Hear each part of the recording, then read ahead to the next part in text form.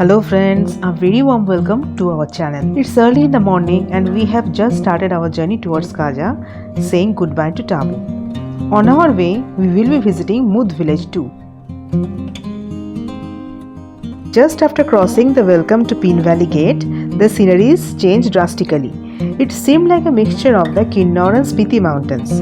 In some places, the mountains seemed hard and rocky, like those of Kinnaur Valley, with patches of greenery, and in others it was fragile like that of the Spiti mountain.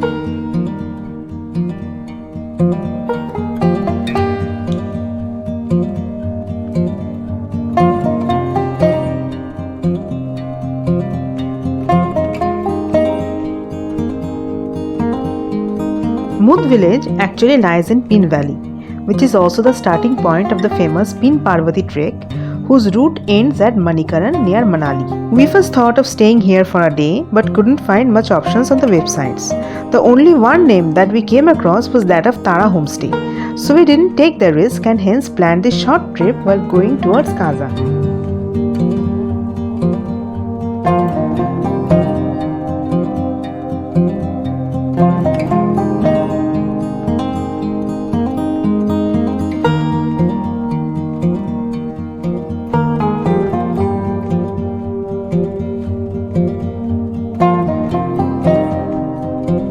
We have finally reached Mudh village. Even though it is a very tiny village, but still we saw quite a few homestays here. But most of them are not listed on booking websites and you have to come here and book them.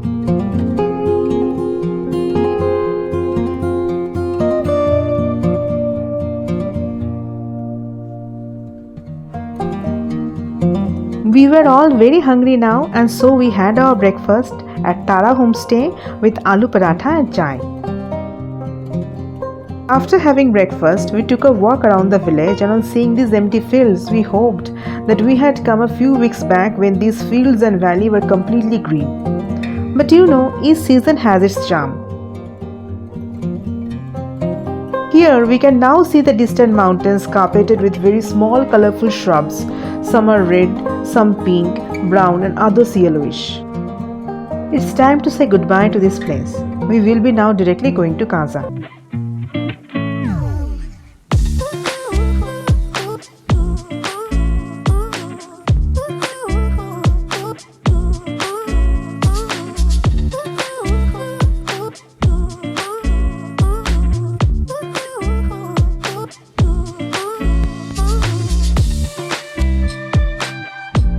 Kaza is not far from this place.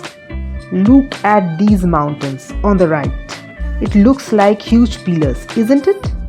In our last episode, I have shown you this kind of curious geological formations, but they were like huge anthills and these are like pillars. Here comes my favorite golden trees. I mean willow and poplar trees. These trees are appearing in abundance means there is a village nearby. And see, here it is. The bluish river that is flowing by is the Pin River, from which the valley got its name. It is a tributary of the Spiti River.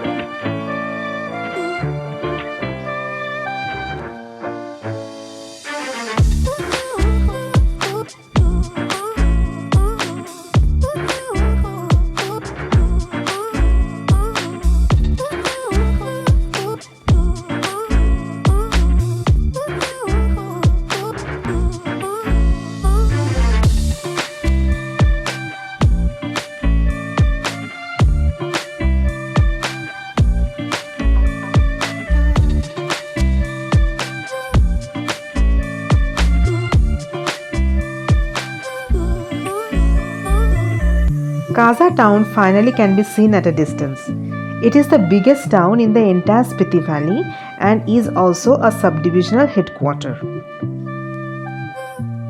Kaza also has the highest petrol pump in the world, that of Indian Oil. Our hotel too was near this petrol pump. We had booked our stay at Hotel Desor in Kaza via Agoda. We had booked their standard rooms for just rupees 1649. But they had other rooms as well which were much bigger and offered nice views which were available at a higher price. But those were already full.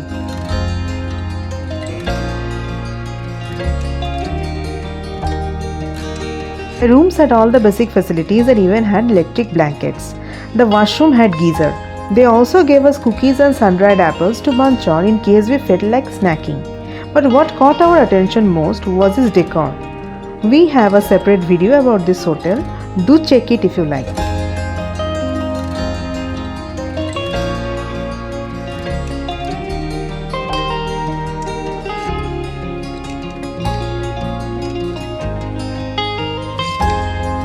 After checking in, we had our lunch here and then went for some sightseeing.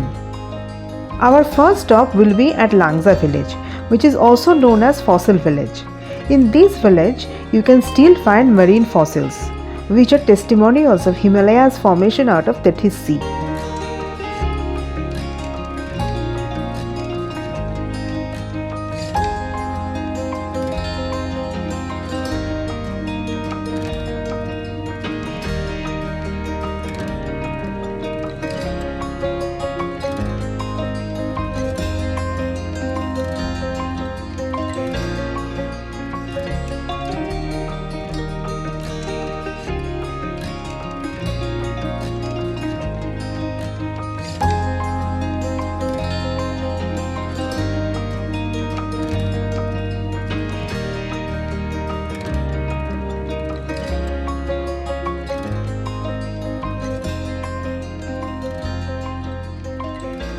Langza is also famous for its iconic giant Buddha statue which overlooks the valley and the village below, almost like guarding it day and night.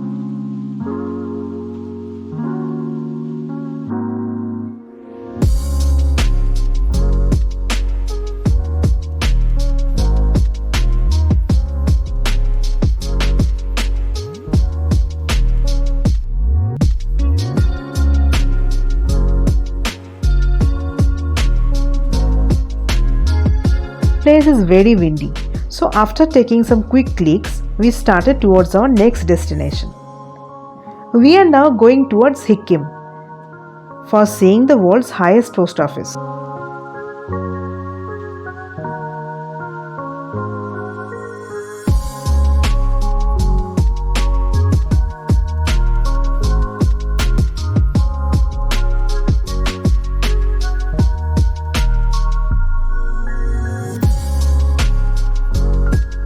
Look at this thing here. They have made this postcard looking photo booth where if you place your face in that small opening, it would look like a stamp.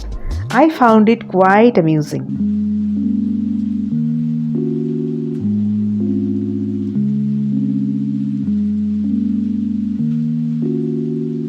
This white building is the post office cum postmaster's residence. We entered the post office, but since it was overcrowded, we couldn't take any pictures inside and thought it better to come out.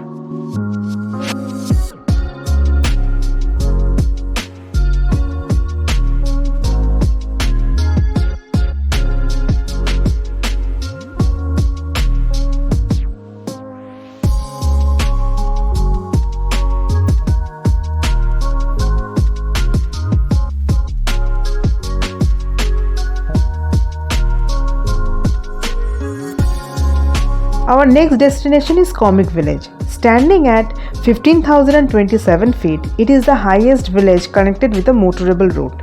It is covered in snow for major part of the year. After reaching this place, we saw a few houses and an interesting looking monastery which appeared like a mud fort from outside. It is surrounded by a huge wall of mud which was painted in red and white stripes which gave it an even larger look. This monastery's actual name is Tangyud Monastery. It follows Sakya Buddhism just like the monastery in Kaza. But Kaza's monastery is relatively smaller than this one. This monastery, according to locals, is 1000 years old, but archaeologists are of the opinion that it was built only in the 14th century. Actually, Sakya is amongst the four sects of Buddhism. In the 11th century, when Buddhist scriptures were translated from Sanskrit to Tibetan, then in some areas of South Tibet, the Sakya tradition started to be followed. The believers of this tradition often practices tantric rituals. Anyway, that was a lot of history. Now let me just show you some cool stuff. Take a look here. The devotees have lovingly offered Lord Buddha their favorite goodies like biscuits, chocolates, cookies, etc.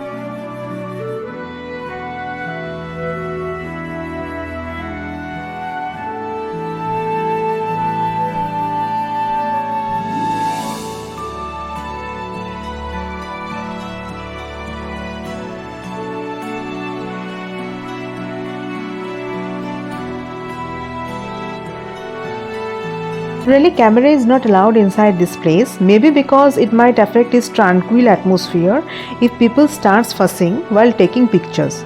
But since we were just two of us, when we sought their permission, they happily granted.